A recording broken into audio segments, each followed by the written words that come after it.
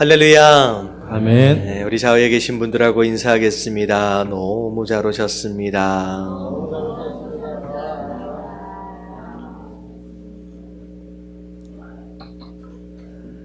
자, 오늘 말씀은 호세아 1장서부터 우리가 살펴보도록 하겠습니다. 우리 지난주 15일서부터의 말씀입니다. 호세아 1장부터 이제 쭉 살펴볼 텐데요. 자, 1장 1절만 같이 한번 읽어보도록 하겠습니다. 호세아 1장 1절 말씀 시작. 우시야와 요담과 아하스와 히스기야가 이어 유다 왕이 된 시대 곧 요아스의 아들 여로보암이 이스라엘 왕이 된 시대에 부엘리의 아들 호세아에게 임한 여호와의 말씀이라. 자, 호세아에게 하나님의 말씀이 임했다. 그래서 호세아가 하나님의 말씀을 대언하면서 여러 가지 하나님의 뜻에 대하여 선포하고 어떻게 보면 말로만이 아니라 실제적인 어떤 행동을 통하여서 하나님의 경고하심에 대하여 구체적으로 이 호세아서를 통하여 이제 증명하고 있는 내용들이 나와요. 호세아서에 대한 설명을 우리 생명의상 앞에 부분에 보면 이제 좀 잠깐 나와 있는데 여기 보면 자, 뭐라고 나와 있느냐? 전체적인 주제는 하나님의 신실하신 사랑이에요. 하나님의 사랑은 이스라엘의 상태나 이스라엘의 모습에 의해서 변하거나 변질되어지거나 바뀌어지는 것이 아니라 항상 변함없이 그대로 그 약속을 지켜가시는 바로 그런 사랑이다라는 것인데, 자, 하나님 백성은 신실하지 못하는 것으로 말미암아 계속 하나님을 떠나지요. 무시하고 배반하고, 자, 근데도 불구하고 하나님께서는 끝까지 자기 백성을 사랑하시는 가운데 구원하시는 어떤 그런 모습에 대한 내용들이 쭉 나옵니다. 자, 뭐 간단하게 좀 설명을 드리면서 이제 중간중간 이제 이렇게 말씀을 좀 드리도록 하겠습니다. 오늘 1절 말씀을 보니까 우시야, 요담, 아하스, 히스기야, 이게 유다의 왕이에요.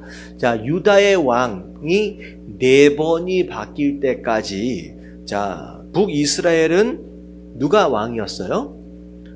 여로보암이라고 하는 사람이 왕이었다라고 하는 거죠. 그래서 이 여로보암이 비교적 오래 장기 집권을 합니다. 그래서 전체적인 숫자를 세어보니까 약 40년 정도 장기 집권을 하게 됩니다. 그래서 장기 집권을 한다라고 하는 것은 어떻게 보면 정치적으로는 안정적일 수 있고 경제적으로도 비교적 안정적일 수 있어요. 근데 워낙에 이 여로보암이라고 하는 이 왕 자체는 하나님을 섬기지 않는 이방 우상들을 섬기는 왕으로서 오히려 오랫동안 집권하는 것으로 말미암아 이스라엘의 우상 숭배를 굉장히 깊게 자리 잡게 만든 장본인이다라고 생각하시면 되겠습니다. 그래서 오랫동안 장기 집권을 하고 있는 이 여로보암, 그 당시 하나님께서 호세아에게 나타나셔서 말씀하신 내용이에요. 자, 근데 자, 호세아에게 다른 선지자들 같은 경우에는 왕을 찾아가든지 백성들을 찾아가든지 말로 증거하라고 하시는데, 이 호세아는 말뿐만이 아니라 어떤 행동을 지시하시게 되는데 그게 2절 말씀입니다. 한번 같이 한번 읽어볼게요. 시작. 여호와께서 처음 호세아에게 말씀하실 때 여호와께서 호세아에게 이르시되 너는 가서 음란한 여자를 맞이하여 음란한 자식들을 낳으라. 이 나라가 여호와를 떠나 그게 음란함이니라 하시니. 호세아에게 뭐라고 명령했느냐? 음란한 여자를 맞이하래요. 자, 음란한 여자라고 하는 것은 창녀를 의미합니다. 이 남자 저 남자 아무나 자고 뭐 그렇게 하는 그런 여자지요. 근데 그런 여자를 선지자 되어진 자가 아내로 맞이하라는 거예요. 이거 굉장히 황당한 명령이시죠. 자, 그리고 나서 심지어 자식까지 낳아라 라고 얘기하는 거죠. 근데 워낙에 음란하기 때문에 자식을 낳아놓고서도 이게 내 자식인지 분간할 수가 없는 거죠. 어떻게 보면 호세아가 볼 때 이게 내 씨인지 아니면 다른 남자의 씨인지 모르고 그냥 낳게 되면 기를 수밖에 없는 상황. 이것은 뭐 그 당시도 마찬가지겠지만 굉장히 이해하기 쉽지 않은, 하지만 이 음란한 여자를 맞이하게 되는 이 호세아의 모습, 그리고 그로 인하여서 자식들을 낳을 수밖에 없는 이런 모습은 곧 그 당시 누구의 상황을 비교해서 보여주시는 것이냐? 이스라엘의 타락한, 그리고 영적으로 음란을 행하고 있는 이 이스라엘 백성들을 이제 상징적으로 이제 보여주시기 위해서 이제 그렇게 하라는 거죠. 근데 사실 어떻게 보면 이 음란한 여자를 맞이하여 결혼한다라고 하는 것은 선지자인 자기 입장에서 볼 때 자기 인생 자체가 더럽혀지는 것이거든요. 그럼에도 불구하고 자 3절에 보니까 어떻게 했어요? 이에 그가 가서 자 고멜이라고 하는 여자를 맞이하게 됩니다. 그래서 어떻게 보면 이 호세아라고 하는 이 선지자가 하나님 말씀하심에 철저하게 순종하는 가운데 그 음란한 여자를 맞이하여 결혼하게 되고요. 자 임신을 해서 자 아이를 낳았어요. 자 첫 번째 아이의 이름이 뭐예요? 4절에 보니까 이스르엘이다 라고 했어요. 자 그리고 나서 자 이스르엘이라고 하는 골짜기에서 이스라엘의 활을 꺾으리라 하시니라. 그래서 이제 첫 번째 아들이 이스라엘이고요. 자, 두 번째 또 아들을, 그 두 번째가 딸이죠. 딸을 낳았는데 이름이 뭐냐면 로루하마라고 하는 이름. 자, 근데 그 이름서부터는 좀 의미가 좀 특별하게 부여가 됩니다. 자, 이름이 뭐예요? 뜻이 뭐예요? 국류를 받지 못했다라는 거죠. 이 얘기는 뭐냐면 하나님께서 용서하시지 않겠다라고 하는 어떤 그런 내용을 담고 있는 그런 이름입니다. 그래서 어찌 보면 이렇게 이름이 지어지면서 하나님께서 북이스라엘을 향하여 어떤 마음을 가지고 계시는지를 상징적으로 좀 보여주고 있는 거예요. 근데 자 7절을 보니까 비록 북이스라엘은 내가 국률이 여기는 것을 이제 포기하고 용서하지 않을 것이다 라고 했는데, 자 누구만큼은, 자 남쪽에 있는 유다 족속만큼은 내가 국률이 여겨서 하나님 여호와로 구원할 것이다 라고 얘기합니다. 근데 활이나 칼 같은 것으로 전쟁을 통하여 구원하는 것이 아니라 하나님이 직접 하시겠다라고 말씀하십니다. 자 그런 가운데 또 임신했어요. 그래서 자 세 번째 아들을 낳았는데, 자 아들의 이름이 무엇이냐? 9절 보니까 같이 한번 읽어볼게요. 시작. 여호와께서 이르시되 그의 이름을 로암미라 하라. 너희는 내 백성이 아니요 나는 너희 하나님이 되지 아니할 것임이니라. 자, 사실 이 9절 중반서부터 나오는 너희는 내 백성이 아니, 거꾸로 얘기하면 너희는 내 백성이요 나는 너희의 하나님이 될 것이다 라고 하는 것이 사실은 이스라엘 백성과 하나님과 하나님이 더불어 맺은 언약이었거든요. 근데 그들이 계속 하나님을 배반하는 것으로 말미암아 그들 사이에, 하나님과 그들 사이에 맺어졌던 이 언약이 어떻게 되어버린 거예요? 파기되어 버리는. 그래서 이제 너희는 나랑 상관이 없는 자다라고 해버리는 어떤 그런 상태가 되어버렸습니다. 자, 그런데 자 10절에 보니까 어떻게 보면 마치 9절까지는 하나님이 이스라엘을 버려버린 것 같고 하나님이 이스라엘을 포기해버린 것 같잖아요. 그러면 신실한 사랑이에요? 신실하지 못한 사랑이에요? 신실한 사랑이 아닌 거잖아요. 포기해버렸으면. 근데 10절에 보니까 그러나 하고 나와요. 그러니까 하나님이 이런 거예요. 우리가 하나님 본심으로 알아야 돼요. 이 부모가 자식이 자꾸 나쁜 짓을 하고 다녀요. 그러면 너 이놈의 새끼 자꾸만 한 번만 더 그러면 너 내 아들 아니야? 그러면 너 내 아들 아니라고 얘기를 하는 거예요? 아니게 할 거라는 걸 얘기하는 거예요? 뭐 하라고 얘기하는 거예요? 그 죄를 짓지 말라고 얘기를 하는 거라는 거죠. 하나님의 말씀도 사실은 이 말씀을 통하여 하나님의 본심을 알아야 돼요. 내가 너를 어떻게 해버리겠다 라고 경고하시는 내용이 실제로 그런 본심에서 하시는 말씀이 아니라 이 경고를 듣고 두렵고 떨리는 마음으로 어떻게 해줬으면 좋겠는 거예요? 회개하고 돌아와 줬으면 좋겠는 거예요. 그래서 누가 그런 얘기를 하더라고요. 딸내미 둘이 있는데 큰 딸이 하도 말을 안 들어가지고 너 다시 한 번만 그러면 내 딸 아니야? 그랬더니 이 큰 딸이 그 조그만 애인데 이제 한 7, 8살 됐는데 아주 고집이 대단하대요. 근데 그러니 나중에 또 잘못을 저질렀어. 그러네. 이놈을 홍군형을 내줘야 되겠다. 버릇을 한번 고쳐줘야 되겠다. 그래가지고 이 애를 데리고 태우고 엄마랑 동생이랑 얘랑 다 태우고 차를 몰고 가더니만 저기 그 공사장 있는데 벌판 있는 데다가 딱 내려다 주고서 이제 네가 내 딸이 아니니까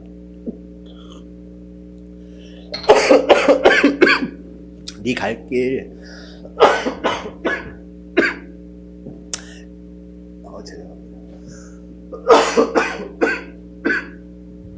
잠깐만요.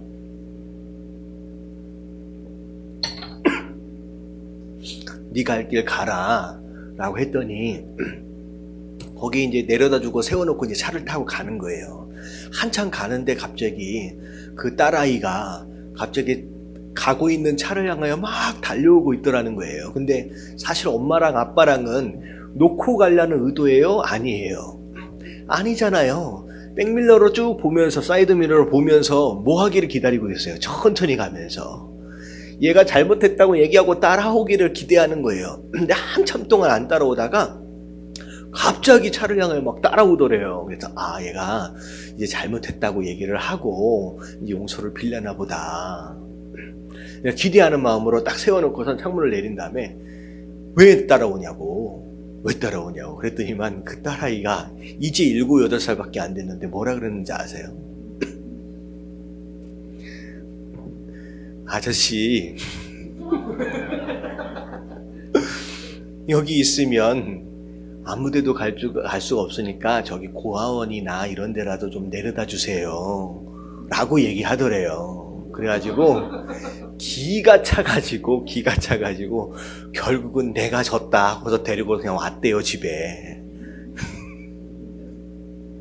제가 이런 우스개 얘기를 해드린 이유가 뭐냐면 버려놓고 오려고 하는 그 아버지 어머니 마음은 그 마음이 아니라는 거예요. 지금 호세아에서 하나님이 이스라엘 백성들을 어떻게 해버리겠다 막 얘기하시잖아요. 참 이게 그들을 진짜 그렇게 해버리고 싶어서 그렇게 하시는 게 아니라 그나마 이 이야기라도 듣고 어떻게 했었으면 좋겠는 거예요. 돌아와줬으면 회개했으면 좋겠는 거예요. 여러분 이 하나님의 진짜 속마음을 여러분들 아시게 되길 주님의 이름으로 축원합니다. 하나님은 우리를 버리고 싶으신 분이 아니라는 거예요. 이렇게까지 말씀하셨는데 그런데 그럼에도 불구하고 나중에는 어떻게 하시겠대요? 이스라엘 자손의 수를 바다의 모래같이 헤아릴 수 없도록 그렇게 하신대요. 그래서 그곳에서 그들에게 이르기를 너희는 살아계신 하나님의 아들들이라 할 것이다. 결국은 나중에라도 하나님께서 그들을 다 회복시키실 것이다 라고 하시면서 징계를 말씀하시는 가운데 그들에 대한 회복까지를 함께 말씀하고 계십니다. 자, 그런데 2장으로 좀 바로 넘어가죠. 여기 보니까 2장 1절이 뒤에 끝에 붙어 있어요. 자, 밑에 한번 읽어볼게요. 1절 다 같이 시작. 너희 형제에게는 암미라 하고 너희 자매에게는 루하마라 하라. 자, 그래 놓고선 아카침에는 국류를 내가 여기지 않을 것이다. 그리고 너는 내 백성이 아니다 라고 이름을 붙여놓고선 나중에 형제들끼리 서로 이름을 부르기를 암미, 루하마 이게 무슨 뜻이에요? 암미, 루하마 여러분 암미라는 뜻은 하나님의 백성이라는 뜻이에요. 그리고 루하마라고 하는 뜻은 하나님의 공유를 입었다라는 뜻이에요. 그러니까 어떻게 보면 버린 것처럼 이제 더 이상 용서하지 않을 것처럼 하셨지만 징계 이후에는 다시 회복하시는 것으로 말미암아 다시 긍휼히 여기시고 다시 하나님 백성 삼으시는 진짜 하나님의 속마음을 지금 이야기하고 있는 것이죠. 그래서 결국은 하나님의 마음은 하나님의 사랑은 우리의 상황 때문에 우리의 모습 때문에 변해요 안 변해요? 변하지 않는 사랑이다 라고 하는 것을 지금 말씀하고 계십니다. 자, 그러면서 다음 장 넘어와서 2장 2절 말씀 같이 한번 읽어봅니다. 시작. 너희 어머니와 논쟁하라. 그는 내 아내가 아니요 나는 그의 남편이 아니라 그가 그의 얼굴에서 음란을 제하게 하고 그 유방 사이에서 음행을 제하게 하라. 자, 마치 호세아가 태어난 새 자녀에게 하는 이야기처럼 들려지거든요. 근데 이거는 하나님께서 이스라엘 백성들에게 또 다시 한번 경고하시는 말씀이죠. 너희 어머니와 논쟁하래요. 자, 그 애는 내 아내가 아니래요. 그리고 나는 그의 남편이 아니다. 어떻게 보면 네가 그 태어난 아들들, 딸이 누구로부터 태어났는지도 모르는 그런 음행 가운데 태어난 자녀들이다라는 거죠. 그래서 이 얘기를 하는 가운데 어떻게 하래요? 그 음행들을 어떻게 하라? 제하래라. 음행을 멈춰라 라고 얘기하는 거예요. 그렇지 않는다라고 한다면 너희를 다 벌거벗겨서 태어나는 그 아기의 모습처럼 굉장히 수치스럽게 그렇게 해서 죽게 만들 것이다 라고 다시 한번 경고하고 계십니다. 근데 이런 거예요. 결국에는 하나님께서 이 이스라엘을 회복하시긴 하지만 하나님의 이 명령을 듣지 않은 그 당시의 이스라엘 백성들은 어떻게 됐어요? 실제적으로 이런 봉변을 당해요. 엄청나게 잔인하게 멸망을 당하게 됩니다. 실제로 이런 식으로. 그래서 남유다가 바벨론에 의해서 멸망을 당할 때하고는 사뭇 달라요. 북이스라엘이 아수르에 의해서 멸망을 당할 때는 그냥 거의 다 죽이다시피 할 정도로 너무나도 잔인하게 완전히 패망을 당하게 됩니다. 끝까지 이 명령, 이 경고를 듣지 않는 것으로 말미암아 그 당시 사람들은 그렇게 됐다는 거죠. 내가 그의 자녀를 국률이 여기지 아니하리니 이는 그들이 음란한 자식들임이니라. 그들의 어머니는 음행을 하였고 그들을 임신했던 자는 부끄러운 일을 행하였나니 이는 그가 이르기를 나는 나를 사랑하는 자들을 따르리니 그들이 내 떡과 내 물과 내 양털과 내 삶과 내 기름과 내 술들을 내게 준다 하였음이니라. 이게 뭐냐면 그러니까 지금 고매, 음란한 여인, 음란한 아내잖아요. 이 음란한 아내가 굉장히 음란한 행동들로 말미암아 세 자식까지 태어나고 계속 호세아가 그러면 안 된다라고 경고했음에도 불구하고 계속 음란한 행동들을 멈추지 않고 다른 남자들에게로 막 가는 거예요. 가는 이유가 뭐냐면 가면 그 남자들이 뭘 준다는 거예요. 이거 보니까 떡도 주고 물도 주고 양털도 주고 기름도 주고 그러니까 필요한 모든 생활 필수품들을 그들에게서 얻을 수 있다라고 하는 것으로 말미암아 나는 그 남자가 좋다라고 해서 자꾸 가는 거죠. 근데 사실 이 모습은 그 당시 북이스라엘의 모습이에요. 북이스라엘의 모습. 그러니까 하나님이 보호하시고 하나님이 축복하시는 나라인데 뭐가 좀 부족할 때마다 자꾸 어느 나라를 찾아가요? 이방 나라를 찾아가는 거예요. 자꾸 애굽을 의지하고 자꾸 아수르를 의지하고 자꾸 주변에 있는 다른 나라들 그리고 다른 신들을 의지하면서 마치 그들이 그것들을 제공해 주는 것처럼 그들로부터 뭔가를 얻을 수 있는 것처럼 자꾸 하나님이 아닌 다른 것들을 의지한다는 거죠. 여러분 이게 무슨 얘기냐면 여러분들 이런 생각을 해보세요. 교회를 다니는 사람은 어떻게 보면 하나님을 의지해요. 근데 하나님을 의지하는 사람은 많은데요. 하나님만 의지하는 사람은 굉장히 드물다는 거예요. 여러분 하나님을 의지하는 것과 하나님만 의지하는 것은 완전히 다른 개념입니다. 지금 하나님께서는요. 이스라엘에 대해서 뭘 지금 기대하고 계시느냐? 나를 의지하라는 얘기가 아니라 나만 의지하라는 거예요. 내가 아닌 다른 것을 의지하고 다른 것을 사랑하는 것 그 자체가 하나님 보시기에는 뭐다? 그냥 우상 숭배이고 영적인 간음이고 그냥 음행이다 라고 얘기하는 거죠. 그래서 이것은요 우리가 남의 얘기지 라고 아주 쉽게 결론 지을 수 있는 내용이 아닙니다. 왜냐하면 내 안에도 하나님이 아닌 하나님보다 어찌 보면 어느 순간에는 더 사랑하는 것 더 의지하는 것, 더 중요하게 생각하는 것이 불쑥불쑥 있을 수가 있거든요. 그럴 때 하나님은 그것을 뭐라고 여기시느냐? 영적인 음행이라고 여기시는 거예요. 안 된다는 거예요. 나만 사랑하라는 거예요. 나보다 더 사랑해서는 안 된다는 거죠. 지금 북이스라엘이 그런 모습으로 지금 자꾸 다른 것에 대해서 어디서 얻어먹어 볼까 지금 쫓아다니고 있는 모습들을 지금 이렇게 설명을 하고 있습니다. 자, 그런 가운데 자 6절을 보니까 참 하나님이 이렇게 처량하실 수 있을까? 자꾸 다른 남자를 만나러 가려고 하는 그런 모습들을 보면서 어떻게 해요? 내가 가시로 그 길을 막았대요. 담을 싸서 그로 그 길을 찾지 못하게 했대요. 그가 그 사랑하는 자를 따라갈지라도 미치지 못하게, 그들을 찾을지라도 만나지 못하게 지금 하나님이 어떻게 하시는 거예요? 자꾸 딴 남자 만나러 가고 딴 것 이제 의지하러 가려고 하는 것 가운데 아니야. 네가 의지할 대상은 누구라는 거예요? 나야. 어디를 갈라 그래? 하면서 그 길을 계속 막고 있음에도 불구하고 끊임없이 애굽을 찾아가고 아수르를 찾아가는 그들의 모습.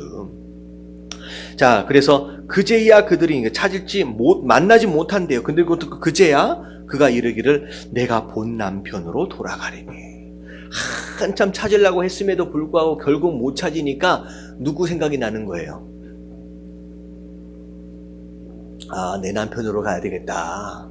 본 남편으로 가야 되겠다. 어떻게 보면 이 고멜 입장에서 볼 때는 누구예요? 호세아이겠죠. 근데 이스라엘 입장에서 볼 때는 누구예요? 본 남편이 하나님이시잖아요. 하나님께로 가야 되겠구나.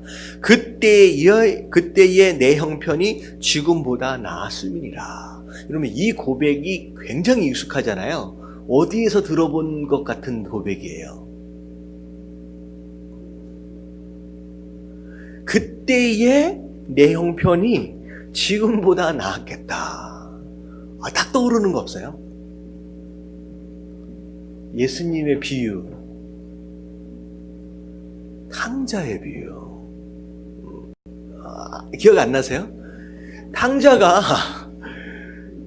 아버지 품 떠나가지고 신나게 거기가 행복한 줄 알고 돌아다녔잖아요.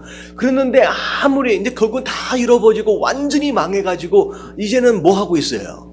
돼지를 치고 있는데 돼지가 먹는 주엽 열매도 얻어먹기가 어렵게 되는 상황. 그때 무슨 생각을 해요? 아버지 품이 지금보다는 훨씬 더 나았는데 그래서 무슨 생각을 했느냐? 아버지에게로 돌아가야 되겠구나. 그래서 결국은 돌아오게 되는 탕자의 모습, 이 이스라엘의 모습하고 되게 비슷하거든요. 그러면 이게 어찌 보면 그런 것 같아요. 정말로 주업 열매도 먹을 것이 없는 상태가 되는 것, 여러분 이게 사실 축복이에요. 근데 참 제일 불쌍한 사람이 뭐냐면 누굴 것 같아요? 간간히 던져주는 주업 열매로 연명하는 사람들이 제일 불쌍해요. 왜? 돌아갈 기회가 없어. 마치 이건 먹고라도 계속 연명해 가는 거예요. 빨리 오히려 하나도 먹을 게 없으면 아버지에게로 돌아올 텐데 고생은 직사게 하고 있는데 마치 그 안에서 뭔가 새로운 일들이 일어날 것처럼 기대하면서 끝까지 아버지 품으로 돌아오지 못하는 탕자, 그게 제일 불쌍한 거거든요. 근데 오히려 그렇게 돼서 돌아오게 되는 이스라엘 백성, 탕자, 사실 그런 경험들이 있다라고 한다면 오히려 감사할 수 있는 일들이라는 거죠. 자, 그런 가운데 잘 생각해 보라는 거예요. 8절 볼게요. 8절 같이 한번 읽어볼게요. 시작. 곡식과 새 포도주와 기름은 내가 그에게 준 것이요 그들이 바알을 위하여 쓴 은과 금과 내가 그에게 더하여 준 것이거늘 그가 알지 못하도다. 네. 이것저것 누가 뭘 어떻게 도와줄 것이다 라고 하는 기대하는 마음으로 하나님을 떠나 세상으로 막 다닌 거예요. 근데 잘 생각해 보라는 거예요. 그때 네가 먹고 있던 그 음식, 네가 마시고 있던 그 포도주, 그거 원래 누가 준 거였느냐? 누가 준 거였어요? 하나님이 주신 거였다는 거예요. 그때 네가 썼던 금과 은, 폐물들, 사실 누가 준 거였느냐? 내가 준 거였는데 오히려 내가 준 그것 가지고 너는 뭘 만들었어요? 바알을 만들었어요. 이런 거예요. 여러분 영이 잘 되지 못하는 가운데 축복이 임하면요, 무슨 일이 벌어지느냐? 하나님이 주신 그 축복을 가지고 뭐 하고 다녀요? 우상을 만들고 우상을 섬기는 데 바쁠 수밖에 없다는 거죠. 그래서 가장 먼저 내가 육적으로 복을 받는 것보다 뭐가 먼저 세워져야 돼요? 영적으로 먼저 제대로 기준이 세워져야 돼요. 그렇지 않으면요, 오히려 더해지는 그 복을 가지고 엉뚱한 데 가서 우상 만들고 우상 섬기는 데 쓴다라는 거죠. 지금 하나님께서 그 얘기를 하시는 거예요. 내가 준 것 가지고 너 우상 만들었지. 내가 가진 것 가지고, 내가 준 축복 가지고. 그래서 여러분들 먼저 뭐가 잘 되어야 된다? 영이 잘 되어져야 돼요. 여러분, 그게 영이 내가 얼마나 든든하게 잘 되어졌느냐라고 하는 그것이 여러분 축복을 담는 그릇의 사이즈예요. 여러분, 그 그릇이 사이즈가 안 되었을 때는 반드시 축복을 받으면 안 됩니다. 그래서 여러분이 위에 와서 기도할 때 하나님 복 주십시오라고 하는 게 아니라 하나님 그 복을 담아낼 수 있는 영적인 그릇을 하나님 먼저 준비하게 하여 주시옵소서가 더 오히려 먼저 되어져야 할 기도 제목이라는 거죠. 이스라엘 백성들은 영적으로 제대로 안 돼 있으니까 받은 축복 가지고 엉뚱한 데 썼다는 거죠. 자, 그러므로 이제 어떻게 하겠느냐? 자, 줬더니 엉뚱한 데 쓰니까 이제 어떻게 하겠다? 내가 내 곡식들을 그것이 익는 계절에 도로 찾아버릴 것이다. 자, 준다는 거예요, 안 준다는 거예요? 더 이상 너에게 축복하지 않을 것이라는 거예요. 축복했더니 오히려 그 축복이 저주가 되어버렸습니다. 그래서 너에게 필요한 모든 것, 양털까지도 이제는 내 것으로 다 회수해버리겠다라고 하는 말씀하시는 거예요. 이제 내가 그 수치를 그 사랑하는 자의 눈앞에 드러내리니 그를 내 손에서 건져낼 사람이 없으리로다. 내가 축복하지 않고 내가 매를 드는데 누가 너희를 구원하겠느냐. 근데 이스라엘 백성들은 계속 그걸 깨닫지 못하고 어려워질수록 하나님께 나오는 게 아니라 자꾸 다른 애굽이나 아수르나 다른 나라를 찾아가는 거예요. 그래서 심지어 어떻게 해요? 자기네 안에 있는 뭐 다 싸주면 주고서 다 주면서까지 살려달라고 결국은 망하게 되는 상황이 벌어집니다. 자, 내가 그의 모든 희락과 절기와 월삭과 안식일과 모든 절기를 폐하겠고, 이건 하나님께 드려지는 예배의 모습들인데 이것도 다 무너지게 된다는 거예요. 그가 전에 이르기를 이것은 나를 사랑하는 자들에게 내게 준 값이라 하던 그 포도나무와 무화과나무를 거칠게 하여 수풀이 되게 하며 들짐승에게 먹게 하리라. 자 13절 같이 한번 볼게요. 시작. 그가 귀고리와 폐물로 장식하고 그가 사랑하는 자를 따라가서 나를 잊어버리고 향을 살라 바알들을 섬긴 시일대로 내가 그에게 벌을 주리라. 여호와의 말씀입니다. 네, 마치 창녀가 다른 남자들에게 이쁘게 보이려고 이것저것 치장했던 그런 모습들처럼 이스라엘 백성들도 아수르나 애굽이나 여러 다른 나라들에게 잘 보이려고 이것저것 바리바리 쌀질머지고 갔거든요. 그러니까 그런 모습들을 지금 얘기하는 거예요. 이게 그들을 섬겼던 그런 시일대로 내가 다 벌하겠다라고 하나님 말씀하시는 거예요. 그래서 자, 여기까지의 내용을 쭉 보면 어떻게 보면 잘못되어져 가는 하나님이 아닌 다른 것들을 이제 우상으로 섬기고 있는 이스라엘 백성들, 가장 중요한 게 뭐냐면 사실은 이미 누리고 있는 이 모든 것들이 다 하나님께서 허락하신 축복이었거든요. 근데 그걸 알지 못하고 더 무엇인가를 얻어보려고 더 욕심을 부리는 가운데 하나님을 버리고 우상을 섬기고 이방신을 섬겼던, 이방 나라를 의지했던 이런 이스라엘 백성들, 하나님은 아니, 내가 다 준 건데 그러면서 이제는 다 회수해 버리시겠다. 그래서 여러분 정말로 복되어지는 삶을 살기 원하신다라고 한다면, 자, 먼저 뭐가 잘 돼야 돼요? 영이 잘 돼야 돼요. 영이 잘 되지 않으면요, 그 이후에 있어지는 축복은 축복이 아니에요. 오히려 저주입니다. 오히려 하나님을 떠나게 만드는 것이다 라고 하는 거 여러분 기억하시는 가운데 여러분들이 영적으로 더 먼저 건강하시게 되길 주님의 이름으로 축원합니다. 자, 14절 말씀 15절까지 같이 한번 읽어봅니다. 시작. 그러므로 보라, 내가 그를 타일러 거친 들로 데리고 가서 말로 위로하고 거기서 비로소 그의 포도원을 그에게 주고 아골 골짜기로 소망의 문을 삼아 주리니 그가 거기서 응대하기를 어렸을 때와 애굽 땅에서 올라오던 날과 같이 하리라. 자, 이게 보니까 하나님께서 막 강하게 막 나가시다가 그러니까 약간 아버지처럼 막 매를 드시는 모습이 좀 앞에 나왔잖아요. 이제는 축복하지 않을 것이다. 혼날 것이다. 그래놓고선 14절서부터는 약간 아버지의 모습보다는 좀 부드러운 어머니의 모습이 이제 좀 나오는 것 같아요. 자, 여기 보자. 그러니까 거친 들로 데리고 와서 뭐 하신대요? 위로하신대요. 말로 위로하신대요. 이게 꼭 우리 아버지 어머니랑 되게 비슷한 것 같아요. 이제 대부분 좀 그렇지 않나요? 아버지는 앞에서 너 혼나면서 막 매를 들고 막 때리시기도 하는데 나중에는 어머니가 나중에 몰래 데려가가지고 약 발라주면서 그러게 내 말 좀 듣지 그랬어 하면서 막 위로해 주시는 막 그런 모습들. 그러니까 하나님이 이렇게 이스라엘 백성들을 어떻게 해서든 달래보는 거예요. 타이르면서. 자, 그렇게 이제 혹시나 마음 상할까 봐서, 어떻게 보면 영영 잃어버릴까 봐서 노심초사한다 그러잖아요. 막 이렇게 다독거리는 그런 모습들을 이제 보게 됩니다. 자, 그래서 결국은 아골 골짜기까지 내려갔는데 오히려 그 자리가 소망의 문이 된대요. 그래서 애굽에서 노예 생활하다가 다시 출애굽해서 탈출해서 나올 때 그런 모습처럼, 그러니까 이 애굽 땅에서 올라오던 날처럼 너희도 다시 회복되어질 날이 있어질 것이다 라고 하나님께서 말씀하십니다. 자, 16절에 보니까 여호와께서 이르시되 그날에 내가 나를 내 남편이라 일컫고 다시는 내 바알이라 일컫지 아니하리라. 그러니까 본 남편에게, 본 하나님께 다시 돌아오게 된다라는 거예요. 내가 바알들의 이름을 그 입에서 제거하여 다시는 그 이름을 기억하여 부르는 일이 없게 할 것이다. 18절 다 같이 시작.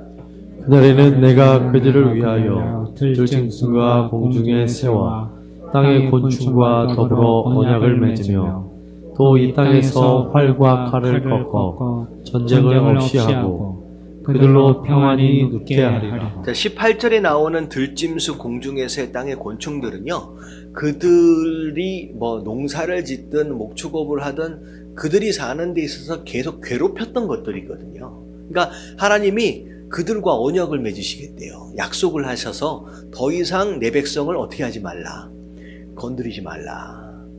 그러니까 하나님이 건드리지 말라고 언약을 맺으시겠다라고 하는 거죠. 더 이상 건드리지 말라. 그리고 나서 더 이상 전쟁이 없도록 하나님께서 보호해 주시겠다. 그래서 진정한 평안을 누리도록 하나님께서 만들어 주시겠다라고 장차 있어질 회복에 대해서 말씀하고 계십니다. 자, 그런 가운데 내가 내게 장가들어 영원히 살되 공의와 정의와 은총과 긍휼이 여김으로 내가 장가들며 진실함으로 내게 장가들리니 내가 여호와를 알리라. 그래서 장가를 든다라고 하는 이런 표현을 통하여서 이스라엘과 하나님의 관계가 이제 완전히 회복되어질 것이다. 이제는 같이 오래오래 행복하게 살자라고 하나님께서 약속하시는 거예요. 어떻게 보면 하나님께서 가장 바라고 원하시는 것이 바로 이런 모습이라는 거죠.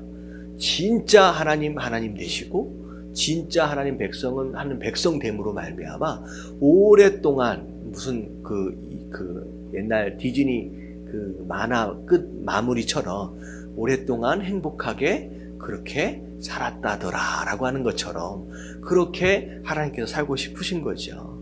자, 그런 가운데 여호와께서 이르시되 그날에 내가 응답하리라.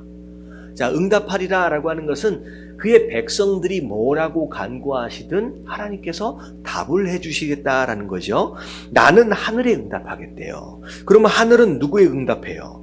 땅에게 응답하겠대요. 그런다면서 땅은 누구에게 또 응답해요? 곡식과 포도주와 기름에 응답하겠고 또 이것들은 이스라엘에게 응답하겠다라고 하는 것이, 이게 뭐냐면 이스라엘의 기도에 의해서 그들이 경작한 모든 곡식들, 포도주, 심지어 땅과 하늘이 다 하나님의 응답하심으로 말미암아 기도 응답을 다 누리게 된다라고 하는 것이죠. 축복과 회복되어지는 모습입니다. 자, 그런 가운데 23절 다 같이 시작. 내가 나를 위하여 그를 이 땅에 심고 긍휼히 여김을 받지 못하였던 자를 긍휼히 여기며 내 백성이 아니었던 자에게 향하여 이르기를 너는 내 백성이라 하리니 그들은 이르기를 주는 내 하나님이시라 하리라 하시니라. 자, 그래서 결국은 긍휼하심을 얻지 못한 백성도 아니었던 그런 사람들을 완전히 회복시켜서, 어떻게 보면 인생 역전이거든요. 그래서 이제는 용서하시고 이제는 내 백성 삼을 것이다. 나는 너의 하나님이 될 것이다 라고 말씀하십니다.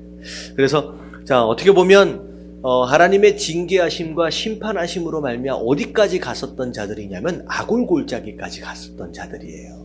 이 아골골짜기라고 하는 것은 죽음을 의미하고, 어떻게 보면 이 땅에서 더 이상 내려갈 곳이 없는 완전히 바닥의 상태를 의미하거든요. 그런데 거기에서 어떻게 한다는 거예요? 그들을 끌어올려 주시겠다는 거죠. 그래서 완전한 회복을 허락하시겠다라고 하는 것입니다. 그래서 오히려 어정쩡한, 아까 전에 말씀드렸던 것처럼 어정쩡한 상태에서 애매한 관계 안에 있는 것은 오히려 더 힘든 것일 수 있어요.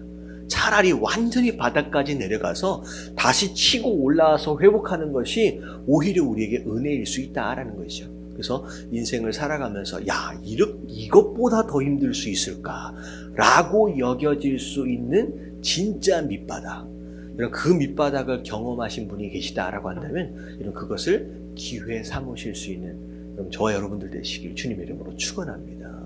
왜냐하면 그 자리가 하나님을 만나는 자리고요. 그리고 그 자리를 통하여서 하나님을 회복해 가신다라는 거죠. 그래서 누가 그런 말씀을 하시더라고요. 수영장에서 수영을 못해서 이제 다리에 쥐가 났든지 해가지고 막 익살나고 막 빠지는 사람들 있잖아요.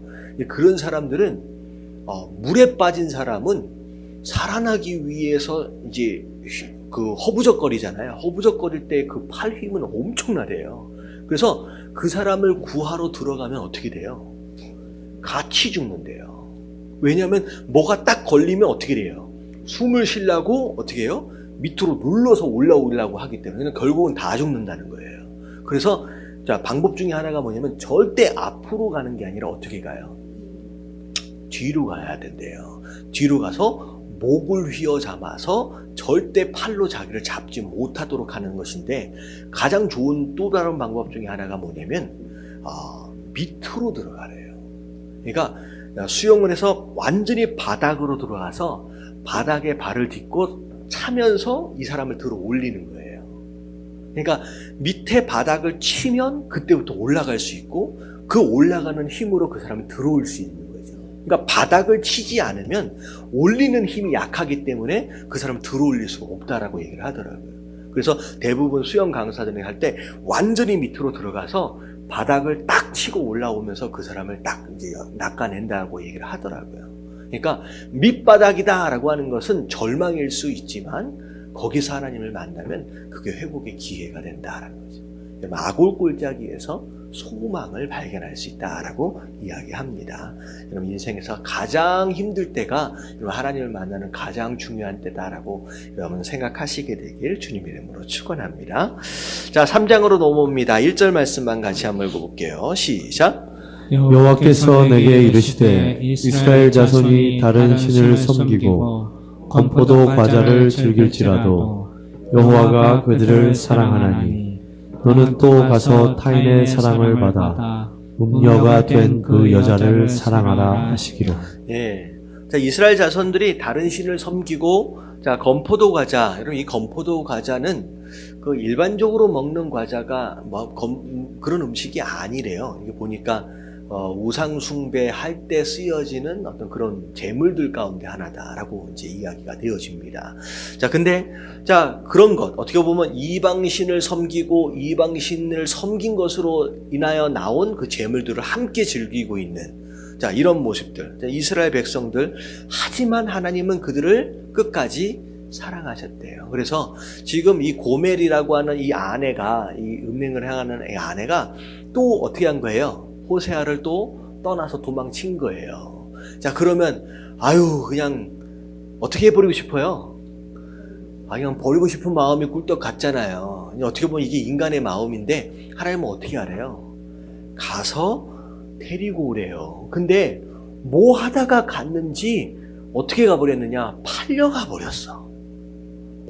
그래서 2절에 보니까 어떻게 하래요? 15개와 보리 한 호멜 반을 가지고 나서 그를 사가지고 오라는 거죠. 여러분, 이걸 전문 용어로 뭐라고 얘기하냐면 대속이라고 부르는 거예요. 그러니까 우리가 좋아서 간 것 같은데 결국은 우리가 마치 우리 죄로 인하여 팔려간 꼴이 돼버린 거예요. 그래서 우리가 하나님 앞에 돌아가고 싶지만 그냥 못 돌아가요. 왜냐? 뭘 지불해야 돼요? 그 죄에 대한 값을 지불해야 되는 거예요. 그래서 이 고멜도 그렇게 팔려간 상태가 되었기 때문에 지금 호세아가 어떻게 보면 이 더러운 여자를 어떻게 해서 사와야 돼요? 자기 돈을 주고 가서 데리고 와야 돼요. 가서 욕이라도 한번 해주고 싶은 마음이 굴뚝 같은데, 근데 이게 하나님의 마음이라는 거예요. 이게 우리의 모습이라는 거예요. 그렇게 얘기했음에도 불구하고 죄의 길로 떠나가 버린 우리의 인생들을 다시 구원하시기 위해서 하나님께서는 엄청난 대가를 지불하셨어요. 그 대가가 누구예요? 예수님이잖아요. 예수님의 목숨을 내어놓으시기까지 하면서 어마어마한 대가를 지불하심으로 우리를 다시 사오셨다라는 거죠. 그게 바로 대속입니다. 지금 그걸 지금 이제 상징적으로 지금 보여주고 있는 것이죠. 자, 그래서 어떻게 보면 우리가 이 자리에 있을 수 있다라고 하는 것 자체가 어떤 우리의 의로움이 아니라 하나님께서 이런 대가를 지불하시면서까지 우리를 사오셨기 때문에 우리가 이 자리에 있을 수 있구나라고 우리가 또 은혜로 여길 수 있을 것 같습니다. 그런 가운데 그에게 이르기를 너는 많은 날 동안 나와 함께 지내고 그러니까 약간 느낌이 많은 날 동안 나와 함께 지내고 음행하지 말라. 이 느낌이 어떤 느낌이에요? 또 언젠가 이 여자가 어떻게 될 것 같은 거예요. 또 떠날 것 같은 생각이 드는 거예요. 근데 좀 이번에는 좀 어떻게 하자는 거예요. 좀 오래 좀 있어보자라는. 참 어떻게 보면 참 하나님이 우리를 사랑하신다라고 했을 때 우리의 연약함을 이미 아시는에도 불구하고 이번에는 좀 오래 좀 있어보자라고 하는 하나님의 참 그 절절한 사랑이 이 안에 이제 묻어 나오는 거예요. 자, 나와 함께 좀 지내보자. 다른 남자를 따라가지 말라. 나도 내가 그리하리라. 나도 내게 그리하리라. 그러니까 서로 좀 약속하자는 거예요. 나도 다른 여자 넘보지 않을 테니까. 난 너밖에 없거든. 그러니까 너도 나랑 그렇게 좀 오래 좀 있어보자 라고 이야기하는 거예요. 자, 이스라엘 자손들이 많은 날 동안 왕도 없고 지도자도 없고 제사도 없고 주상도 없고 에봇도 없고 드라빔도 없이 지나다가 이게 모습은 이스라엘 백성들이 종처럼 산 거예요. 종처럼 살았는데, 자, 5절 다 같이 한번 읽어볼게요. 시작. 그 후에 이스라엘 자손이 돌아와서 그들의 하나님 여호와와 그들의 왕 다윗을 찾고 마지막 날에는 여호와를 경외함으로 여호와가 그의 은총으로 나아가리라. 이게 참 감사한 거예요. 이제 그들이 나중에 돌아온대요. 근데 그들이 누굴 찾는데요? 그들의 왕 다윗을 찾는데요. 여러분, 이 다윗이 누구예요? 이게 예수님이에요. 다윗의 자손으로 오시게 되는 바로 예수 그리스도를 의미합니다. 그래서 결국은 그렇게 또 떠나가고 그렇게 죄의 종로로 타며 살았던 이스라엘, 이 세상 사람들, 결국은 예수 그리스도께로 돌아오는 것으로 말미암아 하나님을 예배하고 그리고 하나님의 은총 가운데 나아가는 그런 일들이 곧 있어질 것이다 라고 하나님께서 앞으로 이제 이 시대 이후로 있어지게 될 예수 그리스도의 초림에 대해서 미리 지금 말씀하고 계시는 것이죠. 자, 그래서 오늘 여기까지의 말씀을 통하여서 가장 중요한 건 뭐냐면 돈 주고 사온 고멜의 모습, 누구의 모습이에요? 바로 우리의 모습이에요. 어마어마한 대가를 지불하셔서 다시 우리를 사오셨다는 거죠. 그러면서도 하나님 마음 가운데 이놈이 또 언제 떠날까라고 하는 그런 마음이 있는 거예요. 근데 제발 이번에는 좀 오래 좀 있어보자 라고 하는 하나님의 마음. 여러분 자꾸 떠나심으로 말미암아 하나님이 애간장이 있으실까 모르겠는데 애간장을 자꾸 태우시지 마시고 진득하게 그냥 계속 하나님 안에 머물러 있는 자들 되어지시길 주님의 이름으로 축원합니다. 그러면 이런 아내가 있으면 얼마나 남편 된 자가 힘들까요? 거꾸로 한번 생각해 보세요. 우리 여자분들 많은데 이런 거꾸로 이런 남자들이 있으면 이런 남자가 내 남편이라고 생각한다면 맨날 어디 이상한데 막 다른 여자 찾아다니고 그러면 이런 미치고 한장하는 거예요. 이게 적당한 표현인지 모르겠지만 쫓아내버리고 싶죠. 그거 어떻게 데리고 살 거예요? 근데 하나님은 오히려 데리고 사는 게 아니라 종으로 팔려갔을 때 사가지고 그래요. 네가 가서 네 돈 주고. 그게 하나님이 우리를 향하여 가지고 계시는 마음이다라고 하는 거. 여러분 그게 하나님의 마음이다라고 하는 거. 여러분 하나님 마음 아프게 하지 않는 저와 여러분 되시길 주님의 이름으로 축원합니다. 자, 수요일날 1절 말씀 같이 한번 읽어볼게요. 4장 1절 시작. 이스라엘 자손들아 여호와의 말씀을 들으라. 여호와께서 이 땅 주민과 논쟁하시나니 이 땅에는 진실도 없고 인애도 없고 하나님을 아는 지식도 없고. 자, 이스라엘 살고 있는 가나안 땅, 그 땅 안에는 진실함도 인애함도, 이거는 하나님 백성 되어짐에 있어서 어떻게 보면 기본적으로 있어야 할 성품들이거든요. 근데 이들은 이미 하나님 백성답지 못하게 산 거예요. 근데 실제로 진실과 인애는 좀 못한다라고 할지라도 좀 뭐는 알아야 돼요. 그러면 하나님을 아는 지식은 있어야 되는데 하나님이 누군지는 좀 알았으면 좋겠는데 심지어 하나님도 모르는 자들이라는 거예요. 그러니까 어떻게 보면 하나님 백성인 거예요, 아닌 거예요. 그러니까 말로만 이스라엘인 거예요. 말로만 이스라엘이지 모양새만 겉모습만 이스라엘이지 전혀 속은 하나님도 모르고 하나님 성품도 하나도 안 닮았고 전혀 엉뚱한 모습으로 그 땅에 살고 있는 그들을 의미합니다. 오직 저주와 속임과 살인과 도둑질과 간음뿐이요 포악하여 피가 피를 뒤이음이라. 그러니까 온갖 나쁜 짓 어떻게 보면 이런 모습들로 그렇게 살아가고 있다는 거죠. 자, 그러므로 땅이 슬퍼한대요. 여러분들, 우리 인생이 행복하려면 뭐가 바뀌어야 된다 그랬어요?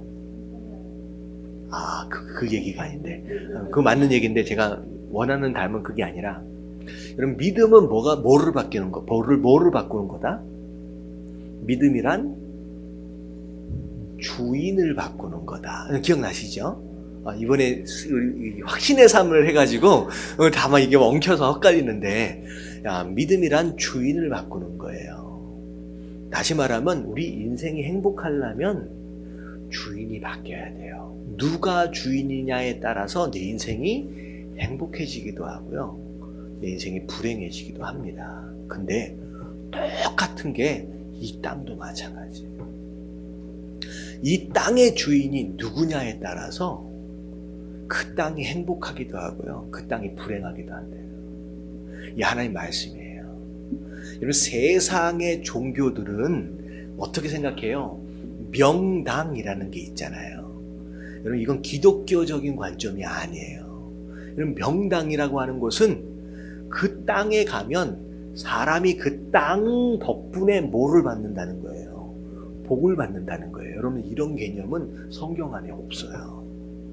오히려 광야 같은 가나안 땅을 누가 주인이 되는 것으로 말미암아? 하나님이 주인되고 하나님 백성이 주인됨으로 말미암아 오히려 그 땅이 그 사람들로 인하여 복을 받아요. 지금 이 개념이 이게 신약에도 나오고 이게 구약에도 지금 나오는데 지금 여기 보세요. 자, 이 땅이 슬퍼하며 거기 사는 자와 들짐승과 공중에 나는 새가 다 쇠잔할 것이다. 다시 말하면 그 땅에 사는 자들, 주인된 자들이 하나님이 아닌 다른 것들을 섬기고 험하게 살다 보니까 오히려 그 땅이 병들어 버린다는 거예요. 그 땅이 불행해진다는 거예요. 심지어 목까지도 바다의 고기도 없어져 버린대요. 누가 주인이냐라고 하는 것에 따라서 땅도 바다도 함께 행복해지기도 한대요. 그래서 신약에 뭐라고 얘기하느냐? 만물이 누굴 기다린대요? 하나님의 아들들을 기다린대요. 그 아들들이 그 땅의 주인 되어질 수만 있다라고 한다면 그 땅이 회복이 된대요. 그래서 여러분 그 지도를 놓고 보세요. 지도를 놓고 보면 복음이 들어간 지역과 복음이 들어가지 않은 지역을 밤에 지도를 이렇게 위에서 인공위성에서 딱 보면 그게 딱 보인대요. 복음이 들어간 지역은 밤 9시, 12시까지 환하게 불이 켜져 있어요. 다 풍성하고 풍족하게 살아. 근데 복음이 들어가지 않은 지역, 특별히 어디? 북한 같은 데. 완전히 남하고는 딱 나눠져 있잖아요. 흑암이에요, 흑암. 그래서 어떻게 보면 진짜 너무 열악한 상황 가운데서 살 수밖에 없는. 그래서 지금 파라과이 같은 경우에 지금 그 작업을 하는 거예요. 하나님을 모르는 자들이 모르잖아요. 그러니까 그 땅에 그러고 살고 있으니까 너무 열악하게 사는 거예요. 근데 거기에 복음이 들어가니까 거기에서 풀이 나기 시작한대요. 거기에 돼지들이 길러지고, 그러니까 어떻게 보면 10년, 20년 전에는 상상할 수 없는 일들이 복음이 들어가는 것을 통하여 인디안의 그 장소의 문화들이 막 바뀌고 있다라고 하는 것이죠. 사람도 마찬가지예요. 우리 안에 누가 주인 되어져서 들어오시느냐에 따라서 내 인생이 바뀐다라는 거죠. 그리고 누가 그 땅의 주인이냐에 따라서. 그래서 예담교회가 김포 아주 자리를 잘 잡아서 부흥했다 이게 아니라 김포가 예담교회가 있는 곳으로 말미암아 복을 받아야 돼요. 여러분 이게 예담교회가 김포 땅에 세워진 목적이라는 거죠. 할렐루야. 저는 그런 소망을 가지고 있습니다. 다 그렇죠? 네, 4절 말씀. 그러나 어떤 사람들이 다투지도 말며, 어떤 사람들이든지 다투지 말고 책망하지 말라. 내 백성들이 제사장들과 다투는 자처럼 되었음이라. 너는 낮에 넘어지겠고 너와 함께 있는 선지자는 밤에 넘어지리라. 내가 내 어머니를 멸하리라. 이런 일들이 막 다툼이 끊어지지 않고 서로가 서로를 해하는 일들, 밤이든 낮이든 항상 넘어지고 실족하는 일들, 누가 없기 때문이에요? 이 땅에 주인이 하나님이 아들들이 아니기 때문이에요. 하나님 백성들이 아니기 때문에 이런 일들이 막 자행되어지고 있는 거예요. 자, 그러면서 6절 말씀은 굉장히 익숙한 말씀입니다. 같이 한번 읽어볼게요. 시작. 내 백성이 지식이 없으므로 망하는도다. 내가 지식을 버렸으니 나도 너를 버려 내 제사장이 되지 못하게 할 것이요. 내가 내 하나님의 율법을 잊었으니 나도 내 자녀들을 잊어버리리라. 자, 내 백성이 지식이 없어서 망한대요. 여기서 얘기하는 지식은 공부를 많이 한 그 얘기가 아니라 누구를 아는 지식이에요. 하나님을 아는 지식. 하나님을 아는 지식이 없기 때문에 결국은 그러니까 이게 지식은 하나님을 아는 지식이고 또 하나님 말씀을 의미합니다.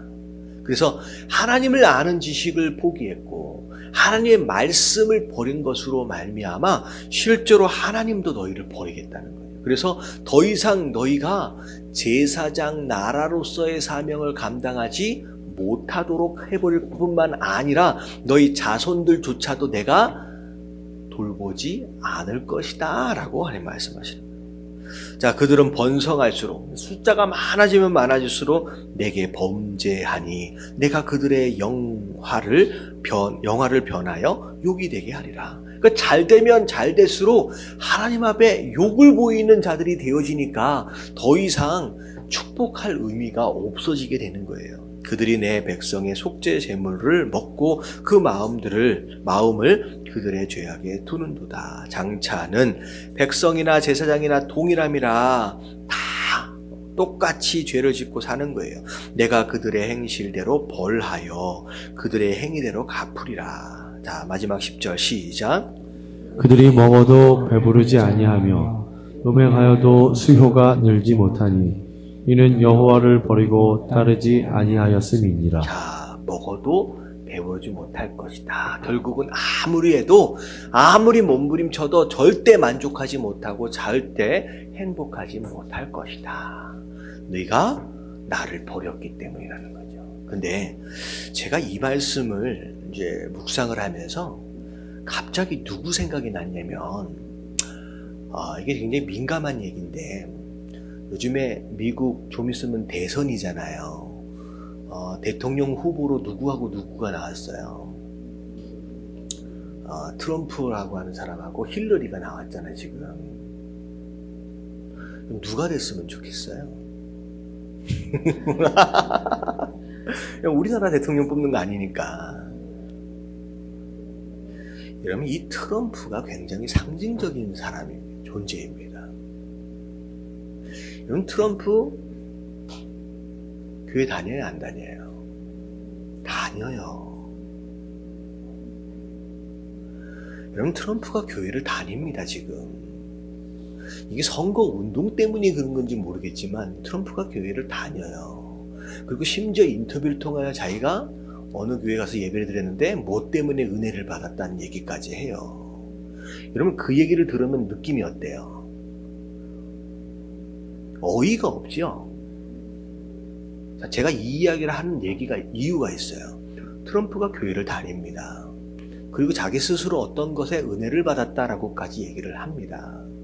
자, 그리고 트럼프는 여러 가지 내용들 간에 동성애에 반대해요, 찬성해요? 여러분 잘 생각하세요. 트럼프는요, 보수 쪽이에요. 공화당 쪽이잖아요. 그래서 전통적으로 뭐라고 얘기하고 있나? 동성애를 반대합니다. 그러니까 트럼프가 어떻게 하고 다니느냐라고 하는 것을 생각하니까 교회도 안 다닐 것 같잖아요. 동성애도 찬성할 것 같잖아요. 그리고 낙태하는 거 찬성할 것 같잖아요. 근데 트럼프는 자기 입으로 뭐라고 얘기해? 나는 교회를 다닌다. 나는 교회 다니 예배를 드리면서 은혜를 받는다. 나는 낙태하는 거 반대한다. 나는 뭐라고 동성애를 반대한다. 동성애 결혼을 반대한다라고 이야기하는 거예요. 근데 사람들이 생각할 때는 되게 우습지도 않는 거예요. 여러분, 이게 트럼프가 누구를 상징적으로 보여주는 것이냐? 현대 크리스찬을 상징적으로 보여주는 거예요. 여러분, 여기서 하나님 메시지를 들어야 돼요. 교회를 다녀요, 예배를 드리면서 은혜를 받는다고까지 얘기를 합니다.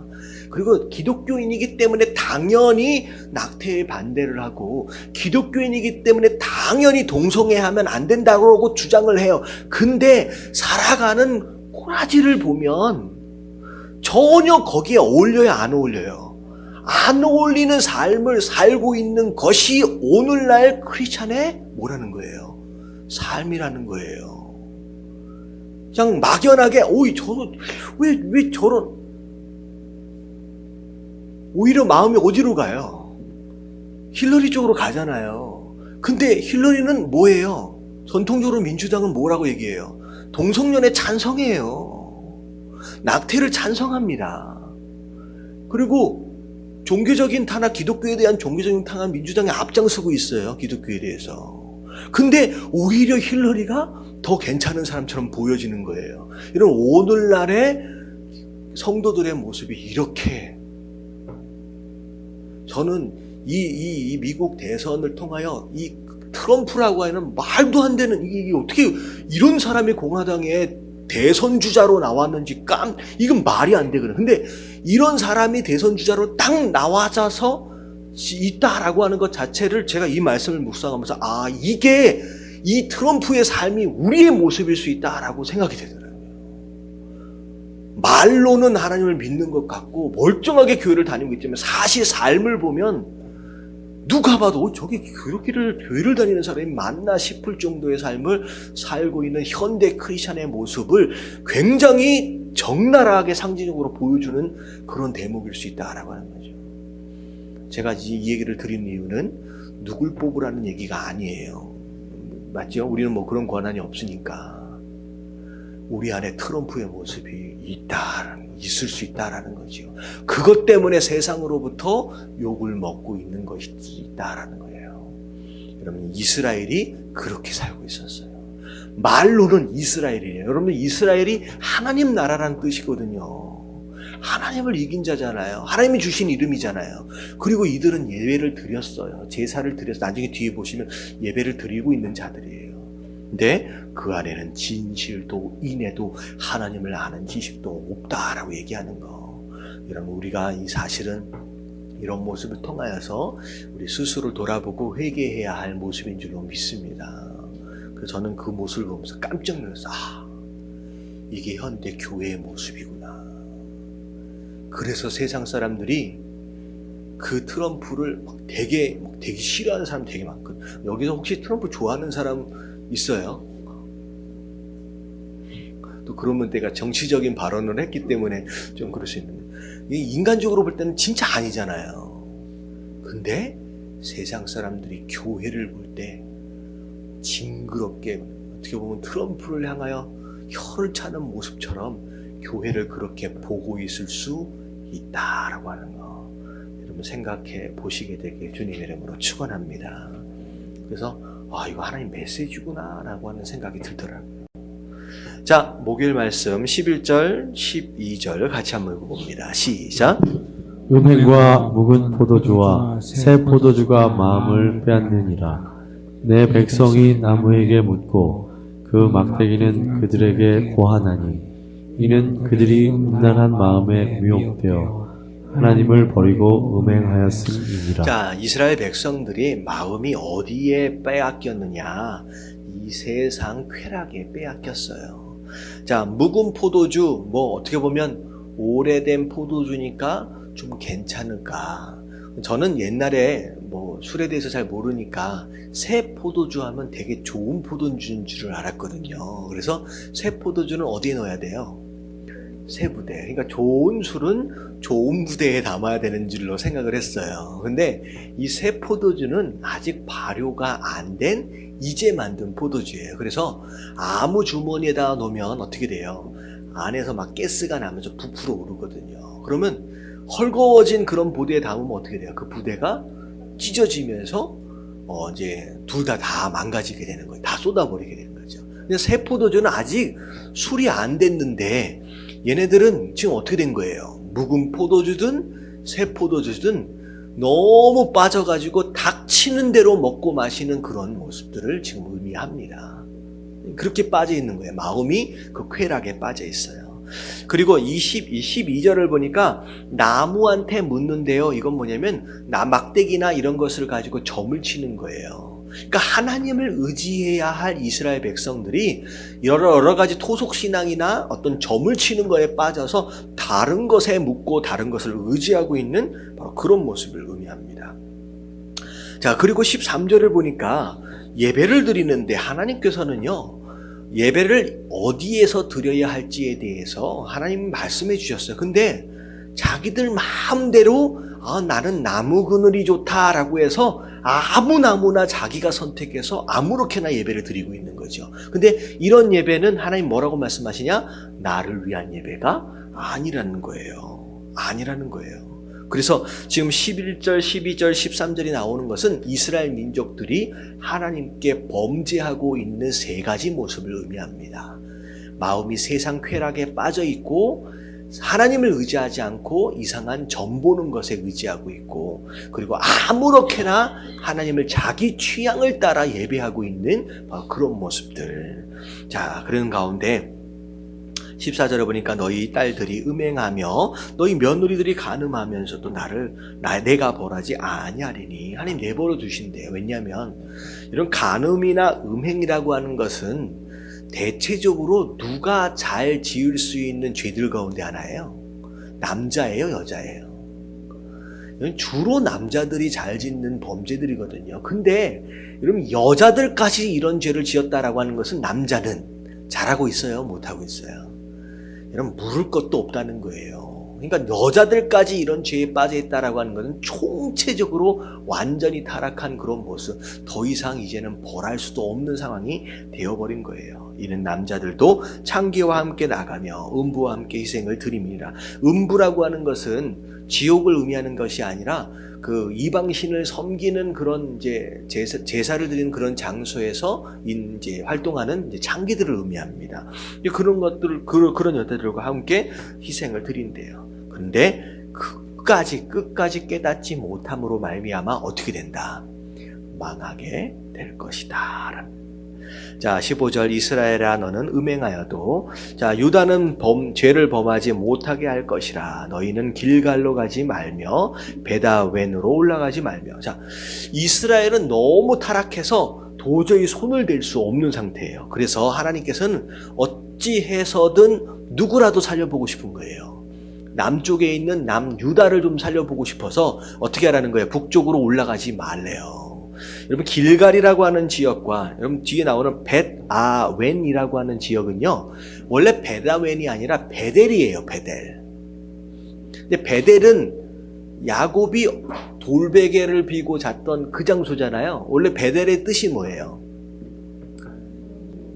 하나님의 집이거든요. 근데 베델이 더 이상 베델이 아닌 거예요. 하나님의 집이 아니라 벳아웬. 이게 무슨 뜻이에요? 죄악의 집이 되어버렸어요. 이름까지 이제 바뀌어버린 거예요. 베델이 베델 되지 못하고. 그래서 이스라엘 유다 백성들 보고 더 이상 그런 장소에 가지 말라, 어울리지 말라는 거예요. 이스라엘은 완강한 암소처럼 완강하니 아무리 얘기해도 고집부를 통, 아무리 얘기도 이제 말을 안 들으니까 이제 여호와께서 어린 양을 넓은 들에서 먹인같이 그들을 먹이시겠느냐. 이제는 굶주릴 수밖에 없다는 거예요. 자, 에브라임이 우상과 연합하였으니 버려두라. 그들의 마시기를 다하고는 이어서 음행하였으며 그들은 부끄러운 일을 좋아하니라. 19절 시작. 바람이 그 날개로 그를 쌌나니 그들이 그 재물로 말미암아 부끄러운 일을 당하리라. 예, 그래서 하나님 앞에 범죄한 이스라엘 백성들 더 이상 손을 댈 수 없는 상황이 되어버리니까 하나님께서 누구라도 살려보시려고 하느냐? 유다라도. 그래서 유다는 자 북이스라엘로 올라가래요? 올라가지 말래요? 가지 말래요. 만나지 말라는 거예요. 오히려 물들으니까. 그래서 여러분들 신앙은 어찌 보면 굉장히 약해요. 그래서 내가 누구를 만나느냐에 따라서 전염되기 굉장히 쉽거든요. 물론 내가 정말로 강한 영향력을 가지고 나를 만나는 사람을 변화시킬 수 있으면 너무 좋겠지만 의도적으로 여러분들 물들지 않도록 하기 위한 우리의 어떤 이제 와치아웃 한다는가요? 그런 모습들이 우리 안에 많이 필요합니다. 자, 마지막 오늘 금요일 말씀까지 좀 보도록 하겠습니다. 5장 1절 말씀 같이 읽겠습니다. 시작. 제사장들아 이를 들으라. 이스라엘 족속들아 깨달으라. 왕족들아 귀를 기울이라. 너희에게 심판이 있나니 너희가 미스바에 대하여 올무가 되며 다볼 위에 친 그물이 됨이라. 자, 하나님께서 들으라, 깨달으라, 기울이라 라고 이야기하는데 누구에게 얘기하시느냐? 제사장, 이스라엘 족속, 왕족들까지 다 이야기하시는 거예요. 이 얘기는 뭐냐면 자, 제사장이라고 더 나을 것도 없고 그냥 일반 평민이라도 더 나을 것도 없고 왕들이라도 더 나을 것도 없고 모든 백성들이 다 망가진 상태를 의미합니다. 자, 이거는 뭘 이제 의미하느냐면요. 뭐가 좀 잘못되면요. 일반 이제 국민들은 누가 잘못했기 때문에 어려워졌대요. 네, 위에 사람들이 잘못했기 때문에. 자, 위에 사람들은 하나같이 뭐라 그래요. 네, 밑에 있는 국민이 뭐 어쩌고저쩌고 해서 다 어떻게 보면 망하고 어려워지면 하나같이들 다 누구 탓해요. 남의 탓합니다. 근데 지금 하나님 뭐라고 말씀하시냐? 누구 한 사람 때문에 지금 잘못된 게 아니라 총체적인 문제라는 거예요. 위에 있든 아래에 있든 중간에 있든 어디에 있든 다 잘못하고 있음에도 불구하고 누구는 괜찮은 것처럼, 자기는 괜찮은 것처럼 그렇게 하고 있는 모습은 아니라는 거죠. 자, 이스라엘을 다 들어라. 다 들어라. 패역자가 사륙죄에 깊이 빠졌음에 자, 내가 그들을 다 벌하노라.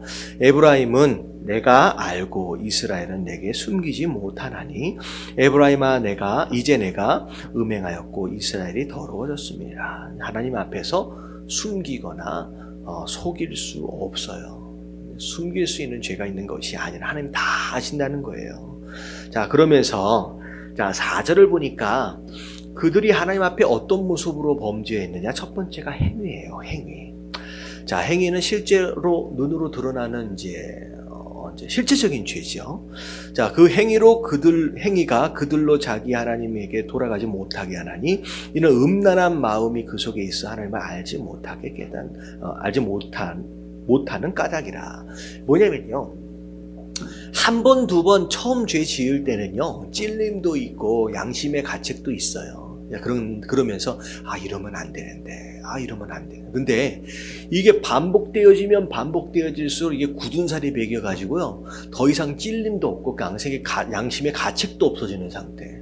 그래서 완전히 그 죄가 우리 마음속 깊은 곳까지 자리를 확 잡아버리는 순간 어떻게 돼요? 이제는 하나님이 깨달아지지가 않은 거예요. 하나님이 아예 보이지가 않는 거예요.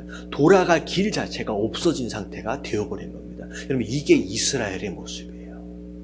여러분, 한 번, 두 번 죄 지었을 때, 한 번, 두 번 하나님께서 매를 드셨을 때, 여러분 빨리 정신을 차려야 돼요. 그렇지 않으면요, 완전히 아예 그게 죄가 자리를 잡아버림으로 말미암아 이제는 앞에 나오는 그 암소처럼 고집 끝까지 부리다가 결국 망하는 그런 민생이 될 수밖에 없다라고 하는 것이죠. 그래서 첫 번째 그들의 행위가 하나님 앞에 범죄하는 것으로 말미암아 돌아가지 못하게 되는 상황이 벌어집니다. 그리고 5절에 보니까 자, 교만이에요. 교만. 이건 마음간에 품고 있는 죄거든요. 그게 이제 얼굴로 드러났대요. 그 죄악으로 말미암아 이스라엘과 에브라임이 넘어지고 유다도 그들과 함께 넘어진.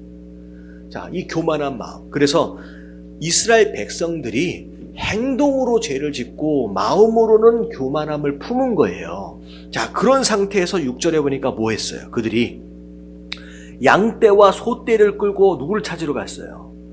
여호와를 찾으러 갔대요. 무슨 낯짝으로 라고 생각할 수 있을 것 같지만 그걸 예배라고 간 거예요. 그랬더니만 만났어요? 못 만났어요? 못 만났어요. 하나님이 그들을 떠나셨기 때문에. 여러분, 이게 하나님 받지 않으시는 예배라는 거예요. 아직 회개되어지지 못한 죄가 남아있어요. 그러니까 회개하지 않았어요. 계속 죄를 짓고 있어요. 지금 행위로. 그리고 어떻게 하고 있느냐? 마음 가운데 계속 교만함을 품고 있어요. 근데 그 행위와 이 교만함을 품고 있음에도 불구하고 소를 한 마리 두 마리 가져간 게 아니잖아요. 양과 소를 떼로 가져갔는데 하나님 그 예배를 받지 않으신다는 거죠. 결국 얼마나 많은 재물, 얼마나 많은 예물을 하나님 앞에 가져가느냐가 중요한 게 아니라 어떤 삶으로, 어떤 태도로 하나님 앞에 나아가느냐가 훨씬 더 중요하다는 거죠. 그래서 하나님을 예배하는 자는 어떤 거룩한 삶과 겸손한 마음을 준비해야 한다라는 거죠. 그게 하나님이 받으실 만한 예배가 되는 거예요. 많이 무엇인가를 준비했다고 받으시는 것이 아니라는 거죠. 만나지 못할 것이다. 하나님 떠나가신다는 거예요. 그들이 여호와께 정조를 지키지 아니하고 사생아를 낳았으니 그러므로 세 달이 그들과 그 기업을 함께 삼키리로다. 너희가 기브아에서 뿔 나팔을 불며 라마에서 나팔을 불며 베다웬에서 외치기를 베냐민아 내 뒤를 쫓는다 할지어다. 이게 뭔 얘기냐? 일반적으로 국경 지역에는요 잘잘한 전투들이 많아요. 여러 가지 침략들이 많기 때문에. 근데 국경 지역에서 좀 먼 지역이다라고 한다면 비교적 안전하거든요.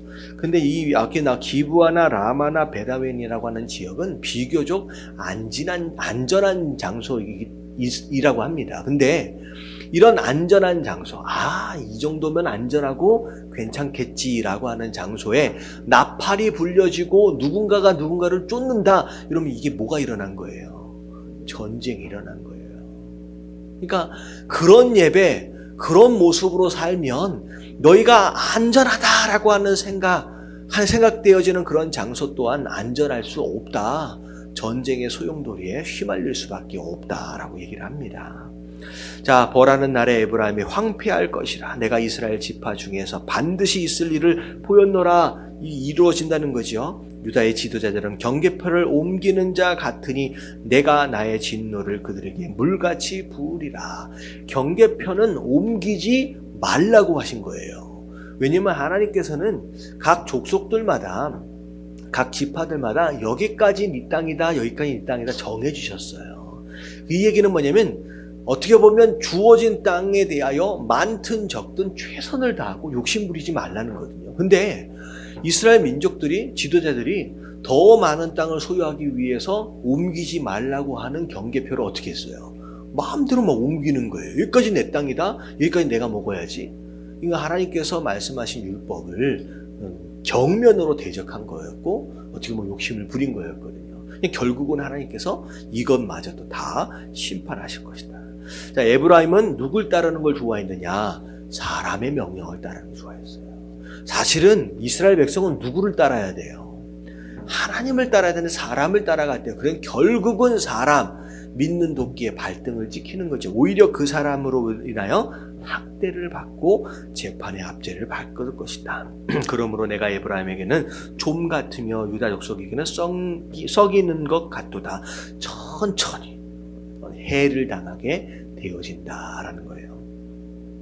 자, 13절에 보니까 에브라임이 자기의 병을 깨달았어요. 내가 지금 잘못하고 있구나. 지금 내가 이러다가 병들어 죽겠구나 라고 하는 걸 깨달은 거예요. 자, 유다가 자기가 상처를 받았다라고 하는 거. 이러다가 내가 죽게 생겼구나 라고 하는 걸 깨달은 거예요. 에브라임은 북이스라엘이고 유다는 남유다죠. 자, 그래서 에브라임은 누구에게 갔어요? 이게 문제인 거예요. 자기가 병들었고 자기가 상처받았다. 자기가 죽게 생겼다. 위기를 깨달았다라고 한다면 자, 이젠 누구에게 돌아가야 되느냐? 하나님께 돌아가야 되는데 아수르에게 간 거예요. 아수르에게 가서 아렙 왕에게 사람을 보내었나니 누가 능히 그를 고칠 수 있겠느냐? 그들이 해결해 줄 수 있는 게 아니라는 거죠. 오히려 병들고 상처 났으니까 이거 먹으면 되겠구나. 오히려 아수르에 의해서 잡아먹히게 되는 거예요.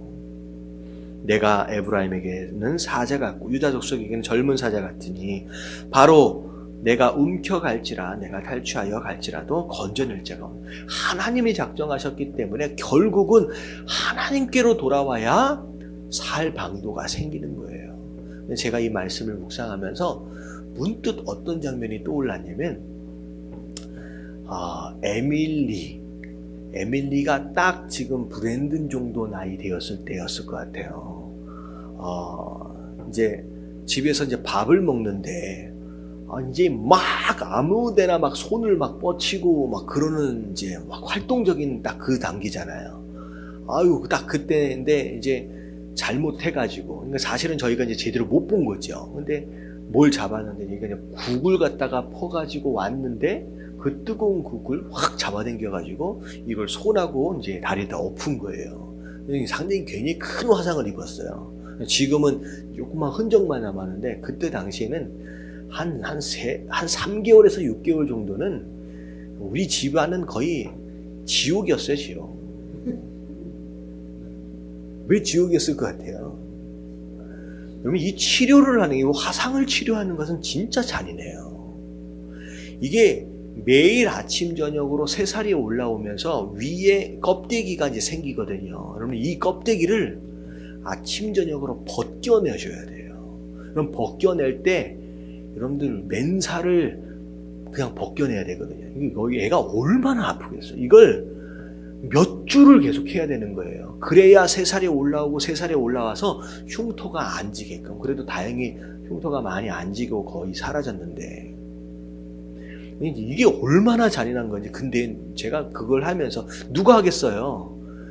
저희 이제 장모님하고 제 아내하고는 팔다리를 잡고 제가 다 벗겨내야 되는 거예요. 근데 벗겨내면서 누가 자기를 아프게 만들어요, 지금. 아빠가 자기를 아프게 만들어. 근데 막 울고 난리가 났는데 딱 끝나고 나면 다른 사람한테는 안 안겨요.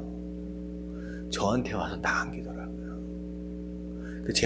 제 목을 꽉 끌어안고서 떨어지지를 않으려고 그래요. 내가 얘를 아프게 했는데. 그러니까 치료를 한다고 생각하지는 못할 거 아니에요. 근데 제가 그 장면이 생각이 나요. 우리가 살 방법은, 지금 매를 누가 드셨어요? 지금 하나님이 드셨어요. 우리가 살 수 있는 방법은, 아무리 하나님이 나를 아프게 만든다라고 할지라도 누구의 목을 앓는 방법밖에 없어요. 하나님을 부둥켜 안으셔야 돼요. 그래야 우리가 사는 거예요. 근데 이스라엘이 그걸 몰라. 그 하나님을 피해서 어디를 가요? 핫술한테 가요. 결국은 망하게 되는 상황이 됩니다. 그래서 여러분, 누가 하나님한테 이런 징계를 받는다, 어려움을 당하는, 하나님 때리신다라고 한다면 무슨 일이 있어도 다른 사람이 아니라, 다른 무엇인가가 아니라 하나님의 목을 끌어안을 수 있는 저와 여러분들 되시길 주님의 이름으로 축원합니다. 자, 마지막 말씀만 읽을게요. 15절 말씀 시작. 그들이 그 죄를 뉘우치고 내 얼굴을 구하기까지 내가 내 곳으로 돌아가리라. 그들이 고난받을 때에 나를 간절히 구하리라. 네, 15절에 보니까 그들이 죄를 뉘우치고 하나님의 얼굴을 구했대요. 그랬더니만 내가 내 곳으로 돌아가리라. 하나님께서 떠나셨다가 어떻게 했어요? 자기 자리로 돌아오시는 거예요. 그리고 나서 그들이 고난을 받을 때 내가 간절히 구하리라. 다시 말하면 하나님을 만난다는 거예요? 못 만나는 거예요? 만난다는 거예요. 자, 근데 이 앞에 6절에 보니까 하나님을 만나려고 바리바리 싸질머지고 갔는데도 하나님 못 만났거든요. 근데 15절에 보니까 하나님 만나러 갔더니 하나님 만나주셨어요. 두 개의 차이가 뭐예요? 회개예요. 다시 말하면 회개가 없는 예배는 하나님을 만날 수 없는 예배라는 거예요. 우리가 살아가면서 지은 행위의 죄, 교만함의 죄에 대한 진정한 회개가 없는 죄는 아무리 소를 떼로 가지고 와도, 양을 떼로 몰고 간다라고 할지라도 하나님은 만날 수 없다라고 얘기하는 거예요. 그렇지만 내가 가진 게 없다라고 할지라도 하나님은요, 가진 게 없는 것을 보시는 게 아니라 뭘 보시느냐?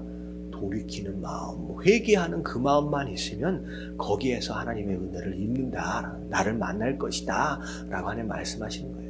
그래서 이런 어떤 예배를 드리든 하나님 앞에 진짜 간절한 회개의 마음, 여러분 이런 마음으로 가지고 나아감으로 말미암아 하나님을 만날 수 있는 여러분 그런 자들 되어지시길 주님의 이름으로 축원합니다. 그래서 재물을 가지고 나간다라고 하는 것은 그것 자체가 회개예요. 그래서 이스라엘 백성들이 제사를 드릴 때 재물에게 먼저 뭐 해요? 안수를 합니다. 여러분 이 안수를 하는 건 뭐냐면 내가 지은 모든 죄가 누구에게로 전가되어지는 거예요. 바쳐지기로 작정되어진 이 재물에게 전가되어지는 거예요. 그리고 나서 이 재물의 목을 누가 따요? 제사장이 따지 않고 자기가 그 목숨을 가져갑니다. 그리고 나서 나중에 각을 떼는 것은 전문가인 제사장이 해요. 그러니까 이 재물이 누구 때문에 죽는 거예요? 나 때문에, 내가 지은 죄 때문에 죽는 거예요. 그러면 이 재물을 가지고 나간다라고 하는 것은 가장 기본적으로 하나님 앞에 회개한다라는 거예요. 하나님, 나의 죄를 용서하여 주시옵소서. 내가 죽어져야 할 자리에 누가 죽은 거예요, 지금? 이 어린 양이 죽고 있습니다라는 거예요. 근데 지금 우리가 가지고 나갈 때는 양을 가지고 나가는 게 아니라 누구와 함께 하나님 앞에 나아가요? 예수 그리스도와 함께. 예수님이 우리의 모든 죄를 대신 짊어지신 그 어린 양 되시기 때문에, 그 어린 양, 다시 말하면 회개, 여러분 그 은혜만 있으면 우리가 그 안에서 하나님을 만날 수 있다라고 하는 거, 여러분 이 밤에 우리가 함께 기도하시며 나아갈 때 하나님 우리가 고멜과 같은 자들이었습니다. 하나님, 그렇게 음행하는 이스라엘과 같은 자들이었는데 하나님, 우리가 하나님 앞에 나아갈 수 있는 유일한 방법은 어린 양 대신 예수 그리스도 뿐입니다. 여러분 그 마음 기억하시면서 6월절 어린 양의 피로 우리 함께 찬양하시면서 결단하며 나아가도록 하겠습니다.